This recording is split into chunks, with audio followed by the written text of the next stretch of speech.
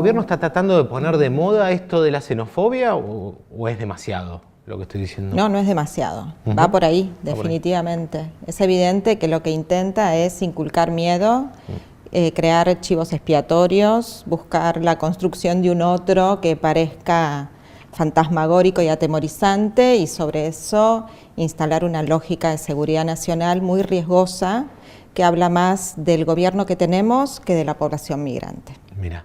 Bien, estamos con Gabriela Liguori, ella es directora de la Comisión Argentina para los Refugiados y Migrantes, CAREF, una de las organizaciones que más saben y más se ocupan de esta cuestión. Gracias por acompañarnos, Gabriela. Por favor, un gusto estar acá. Gracias por la invitación. Por favor, a ver, explícanos un poco, resumidas cuentas, de qué se trata el decreto 366 que acaba de sacar el gobierno.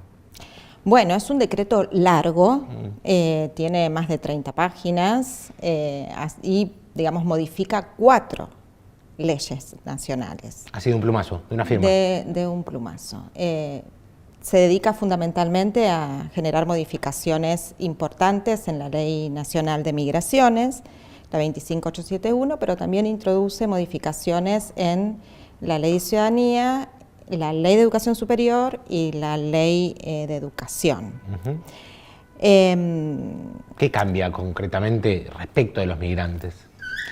Bueno, cambian varios aspectos, ¿no? La verdad es que hace como un barrido por varios aspectos esenciales. Una de las cuestiones que cambia tiene que ver con el acceso a derechos sociales, que, bueno, no es menor, ¿no? En un país donde los derechos sociales están siendo cada vez más discutidos desde este carácter de derechos, la lógica de la igualdad se está perdiendo, ¿no? Se está poniendo en cuestión, se están promoviendo cuestiones más vinculadas al individualismo, esta lógica de no con la mía, ¿no? Respecto de, vemos qué es lo que está pasando con el Garrahan, por ejemplo.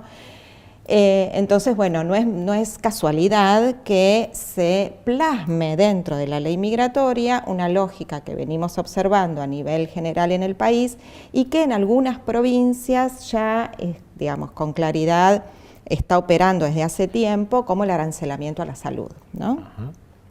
Queda plasmado en la ley migratoria este aspecto que antes, por el contrario, planteaba igualdad de condiciones para los migrantes, para el acceso a la salud pública independientemente de su condición migratoria. Bueno, esto ha cambiado sustancialmente, solamente aquellos migrantes que tengan una radicación permanente, que es como el último eslabón del trámite de erradicación y suele llevar bastante tiempo llegar a ese punto, van a poder acceder de manera gratuita a la salud pública. Todos los otros, aunque tengan un DNI, ¿no? Los que tengan una radicación temporaria por 2 años, 3 años, tendrán que pagar por el acceso a la salud pública, salvo emergencias.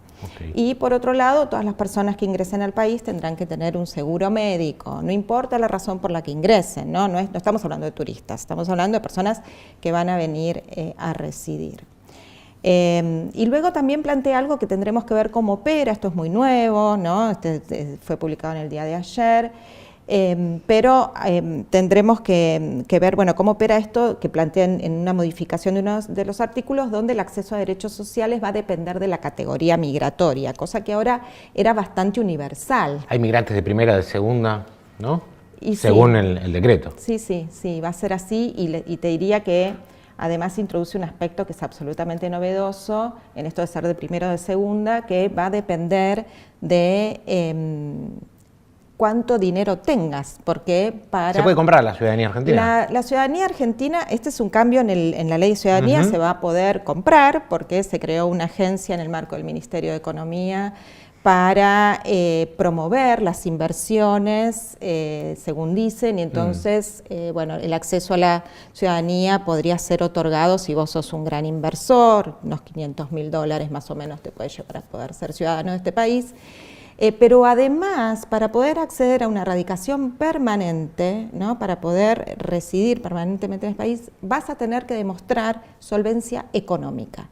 Así lo dice la ley, tendremos que ver qué significa eso y cómo se demuestra. ¿Qué estamos hablando? No, eso no está claro, no está claro.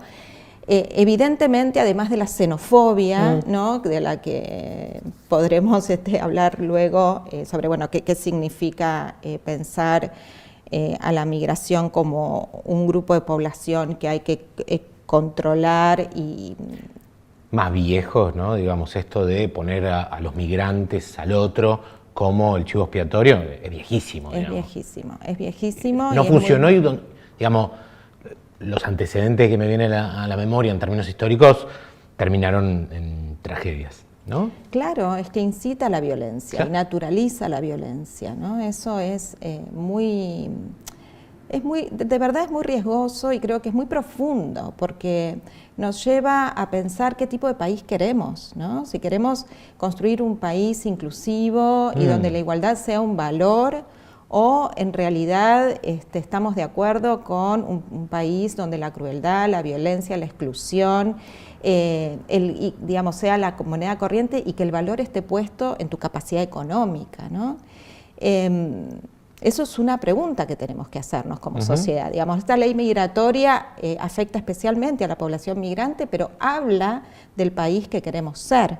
Como toda regulación del Estado, ¿no?, habla de ese Estado y qué quiere hacer ese Estado con ese país. Entonces, ahí vuelvo al tema de que una de las preocupaciones que surge de la lectura de este decreto tiene que ver con qué va a pasar con la población migrante en condición de vulnerabilidad o de pobreza que vive en nuestro país, ¿no? Laburantes, porque hoy en día, digamos, alguien que cobra un salario, si no es una capa media alta ya, digamos, no, ni siquiera media baja, que probablemente es en la mayoría de los migrantes, como es la mayoría de la población argentina, ya está en una situación de vulnerabilidad. Exacto, exacto. Y la verdad es que históricamente la población migrante ha sido y es muy importante en ciertos sectores de producción, por ejemplo, ¿no?, en la producción frutihortícola. Claro. Por otro lado, son los que nos dan de comer todos los días, ¿no? Exacto, Digamos, exacto. Los que producen los alimentos alrededor del AMBA, de La Plata. Exacto. Y también en lo que tiene que ver con la comercialización y las ferias y ciertos aspectos de la venta ambulante. Claro. Y ahí hay también algunos cambios en la ley que ponen a migraciones en un lugar que a mí me recuerda a lo que fue la ley Videla, ¿no? Ley Videla. No, que no era una ley porque no teníamos Congreso en ese momento, fue el decreto, ¿no? Ley Videla, así lo conocemos quienes nos dedicamos al tema migratorio, que fue el decreto de la dictadura que reguló el ingreso y permanencia de las personas migrantes hasta la ley 25871, ¿no? Esto es hasta el 2003, hasta diciembre del 2003. Y digo que me recuerda a la ley Videla porque en aquel entonces Migraciones tenía muchísimo poder en relación a cuestiones que tienen que ver con las inspecciones o allanamientos, absolutamente, ¿no? Un poder policial que la ley 25871 le quitó, entendiendo que es un ámbito administrativo y que no le compete, e introdujo la obligatoriedad de que el Poder Judicial se involucrara en todas estas cuestiones. Y ahora se vuelve con este decreto a plantear que Migraciones puede organizar y llevar adelante inspecciones, controles, y que solamente hay como un inciso que plantea que solamente si el propietario se niega a darle ingreso, está obligado a solicitar la intervención del Poder Judicial. Entonces, bueno... Perdón, por ejemplo, me imagino, por ahí me equivoco, Gabriela, pero decís, un taller textil, que muchas veces tienen condiciones complejas, donde suele algunas colectividades migrantes laburar, ¿no? Digamos, suelen ser los que laburan en ese taller textil. Sí. No puede entrar Migraciones al taller textil si el dueño, el que por ahí tiene esa gente laburando en condiciones no tan regulares o no óptimas, puede negarle el ingreso. Ahora, ¿sí puede entrar a una casa de una familia boliviana peruana para hacer el registro? En ambos casos, Migraciones, según lo que se interpreta este decreto, insisto, no hay que ver cómo se hace operativo, podría entrar sin ningún tipo de autorización judicial, salvo que el dueño de la casa o el dueño del taller le diga, no, quiero ver la orden, ¿no? Como salvo que requiera una orden judicial. Salvo que el dueño le diga, no, vos no podés entrar, o sea, yo no quiero que entres a menos que... Entonces, eso ya no existe. Si la policía quiere ingresar, incluso la policía no migraciones, a tu casa hacer un registro, vos le podés exigir... No migraciones, claro. O sea, la verdad es que no migraciones. Claro. O sea, ese tipo de poder de policía... Está bien. Digamos, no, era algo como muy propio de la ley Videla, claro, y que ahora vuelve... y la verdad es que en aquel entonces generaba situaciones como de avasallamiento de derechos muy claros y sin presencia del Poder Judicial, que es quien debe velar, ¿no? Porque las cosas se hagan como corresponde en el marco de la norma. Ahora, si también, digamos, entre las frases rimbombantes, digamos, entre lo que vendió el gobierno, entre el humo que vendió sobre esto, plantea la cuestión de, bueno,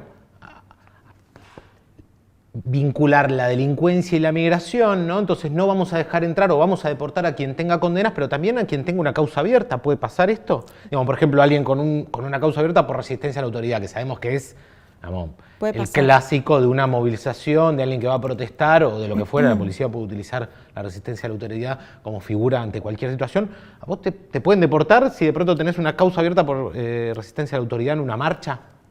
Mira, a lo largo de todas estas modificaciones fuimos identificando cosas que nos remitieron a un decreto del año 2017, el decreto 70. Ese decreto que estuvo muy impulsado por Patricia Bullrich en aquel entonces. Siempre está Pato, ¿no? En estas. Sí, me parece que es como es su estilo, ¿no? Sí. Entonces... ir contra, digamos, la gente más débil o en situación de vulnerabilidad. Sí. Perdón, te interrumpí. Entonces, no, te decía que en aquel momento el decreto 70 introdujo un montón de cambios que facilitaron las expulsiones, ¿no? También generando así como monstruos, cucos de los migrantes malos, delincuentes, sin ningún asidero, ¿no? Sin ningún asidero, la verdad. Sí, perdón, el 6% de los detenidos en Argentina son migrantes, como para aclarar, digamos, el dato, no es que toda la población, y probablemente esté en relación o sea menor a la cantidad de población migrante en Argentina, en porcentaje, supongo, más o menos. No debe superarlo por mucho. No lo supera por mucho y hoy estamos en el 4.2 de población migrante en nuestro país, en el nivel más bajo de nuestra historia. Claro. Eso también es importante decirlo, ¿no? Porque uno se pregunta, ¿qué necesidad y urgencia había para modificar una ley que pasó por el Congreso y que se aprobó por unanimidad a través de un decreto? ¿Qué necesidad y urgencia? Absolutamente ninguna, digamos. Esto de no llegan a 2 millones las personas nacidas en otro país que viven en nuestro suelo según los datos del último censo. Digamos, la única necesidad de urgencia que uno podría interpretar es que en Estados Unidos Donald Trump está aplicando una política, por lo menos con ese espíritu, digamos, la necesidad de urgencia de copiar... De parecernos. De ser los mejores alumnos. Sí. Hay algo de eso. Y evidentemente. Hay algo de eso en el decreto, ¿no? Hay algo de eso en el decreto y hay, digamos, también una serie de hipótesis que para nosotros son descabelladas. Respecto de cómo la política de deportación de Estados Unidos puede impactar de manera directa en Argentina, ¿no? Pensemos que estamos como bastante distantes por un lado y por otro lado que la política de deportación de Estados Unidos lleva a las personas a lugares muy determinados y que definitivamente no hay como ninguna causa real y concreta para suponer que esas personas llegarían masivamente, como lo plantean los fundamentos, a nuestro país. O sea que es un poco de ciencia ficción, ¿no? Para meter miedo. Y los mecanismos para controlar, pongamos que, digamos, aceptemos que esté bien controlar, digamos, que el Estado argentino controle sus fronteras, ya existían.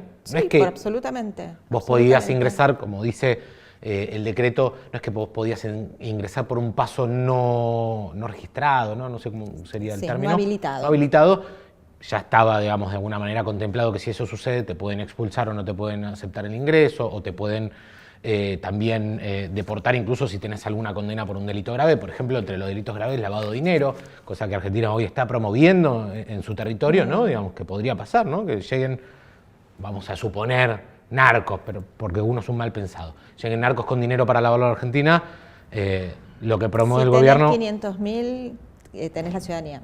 Bien, bueno. Bueno, igual hay que... Digo, bien por ellos. Imagino que habrá muchos controles de seguridad, ¿no? Porque como vos bien decís, no hay que desmerecer la importancia de la seguridad en un país. No, por supuesto. ¿No? Para nada. El punto es que los mecanismos de seguridad estén bien utilizados y dirigidos a donde se debe dirigir y que no sean un factor de coerción, de opresión y de exclusión de los grupos más vulnerables, marginalizados, y que además operen en términos simbólicos generando un otro peligroso, haciendo uso de determinadas minorías, como puede ser la población migrante. Claro. Te preguntaba esto te interrumpí, vuelvo a la cuestión sobre... por ejemplo, una persona detenida en una movilización porque fue a protestar, ni siquiera en la calle, sobre la vereda lo detienen, que es lo que viene pasando incluso. Pongamos un periodista que no nació en este país y que de pronto puede llegar a armarle una causa por resistencia a la autoridad, esto es un clásico de las movilizaciones, y que por esa razón los pueden deportar, supongamos en ese caso. Me hace acordar a leyes de principio del siglo pasado en la que, ¿no? Claro, alguien que pensaba distinto o protestaba, ¿no? Digamos. Sí, la ley de residencia. Bien. La ley de estamos hablando de 100 años o más. Sí, principios de 1900, y todo, digamos, una ley que se aprobó en una sesión absolutamente escandalosa, con 2, 3 artículos, y cuyo objetivo era deportar a todo extranjero que se manifestara contra el orden público, ¿no? Entonces, en un momento de una crisis absoluta y donde las huelgas eran moneda corriente y donde teníamos presencia de población migrante que venía con experiencia de organizarse en sindicatos, ¿no? Socialistas, anarquistas. Bueno, la ley de residencia introdujo esta cuestión de la expulsión express, que con el DNU 70 fue de alguna manera retomada, bueno, obviamente más compleja, más trabajada, pero bueno, de alguna manera el espíritu era el mismo, y ahora hay un resabio de todo eso que aparece en medio de esas 30 y pico de páginas, que hay que analizar con mucho cuidado. Plantea también la cuestión de la retención para, digamos, antes de una expulsión, una retención, es decir, una privación de la libertad, antes de una expulsión que puede ser de hasta 30 días y se puede prorrogar. Hace como paralelismos entre alguien que está condenado con alguien que no tiene ni siquiera un procesamiento, digamos. Entonces, ahí hay como mucha cosa muy confusa, que quienes se dedican especialmente al derecho tendrán, digamos, y que trabajamos mancomunadamente. La verdad es que somos muchos los que estamos poniéndole el ojo a este decreto, muchos que venimos de diferentes espacios, ¿no? De organizaciones que trabajamos con migrantes, como es el caso de CAREF, de organismos de derechos humanos, de la academia, de las iglesias, ¿no? También, gente que viene trabajando en organizaciones desde la perspectiva de la asistencia humanitaria. Estamos todos ahí viendo cuáles son esos nudos críticos donde tenemos que poner el ojo porque son inconstitucionales, porque plantean modificaciones que son ilegales, porque modifican cosas claves como el debido proceso, como la presunción de inocencia. Bueno, ahí somos, insisto, ¿no? Somos muchos los que estamos viendo cómo avanzar, y las organizaciones de migrantes también, en pos de, bueno, no dejar que estas cuestiones que avasallan derechos, pero además que avasallan una lógica democrática. Yo insisto, 4 leyes modificadas en un decreto. que medio viene, por lo que charlábamos antes, a volver a intentar instalar los mismos, digamos, conceptos o premisas que se habían intentado en el decreto 7023 de diciembre de 2023, ¿no? Cuando apenas asumió el gobierno. Sí. Lo mismo que pasó con el derecho a huelga hace pocas semanas, Exacto. que se había Exacto. impugnado en la justicia en ese momento, que se vuelve ahora, como que no importa mucho si la justicia dice que no, si el Congreso no lo debate o dice que no, lo que importa es meterlo por la ventana con decretos como sea. Suponemos que la justicia va a actuar con las presentaciones que supongo CAREF y otras organizaciones incluso van a hacer, digamos, esto que parece una cosa de color, pero digamos el preámbulo mismo de la Constitución habla de consolidar la paz interior, promover la defensa común, promover el bienestar general, mirá, ¿no? El bienestar general. Sí, antes hablaba también de asegurar los beneficios de la libertad, ¿no? Para nosotros, para nuestra posteridad y para todos los hombres del mundo que quieran habitar el suelo argentino, que es justamente de lo que estamos hablando, y yo me permito, digamos, veo el decreto, Gabriela, y veo Milei, Francos, Huerta, Petri, Caputo, Cuño Liberona, Bullrich, Lugones, Petovelo, Sturzenegger, son todas las firmas que tienen. La argentinidad se construyó con apellidos como estos, como el tuyo, Liguori, Tano, como el mío, Leonov, Russo, digamos, Sturzenegger no salió de un pueblo originario ni fue a costa de los mucho menos. pueblos originarios. Bueno, ¿no? Digámoslo también. Es otro debate, digamos, pero en definitiva son los migrantes Claro. del mundo los que hicieron este país. Sí.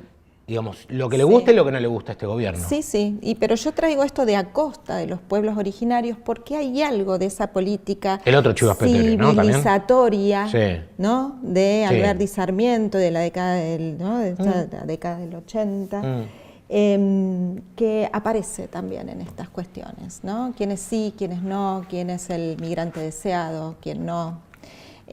Seguimos con esa presencia y hay ciertos grupos de la élite argentina que lo tienen como muy a flor de piel. Pero que quizá en ese momento miraba con desprecio esa élite a una migración tanita, ¿no? Digamos, rusa, lo que fuera, que son los nietos o hijos Exacto. de estos, ¿no? Estos funcionarios son los nietos hijos de esa migración. Exacto. No está muy lejos. Por ahí Bullrich, Luro Pueyrredón no sea tanto, digamos, de esa migración despreciada por Alberti y por Sarmiento.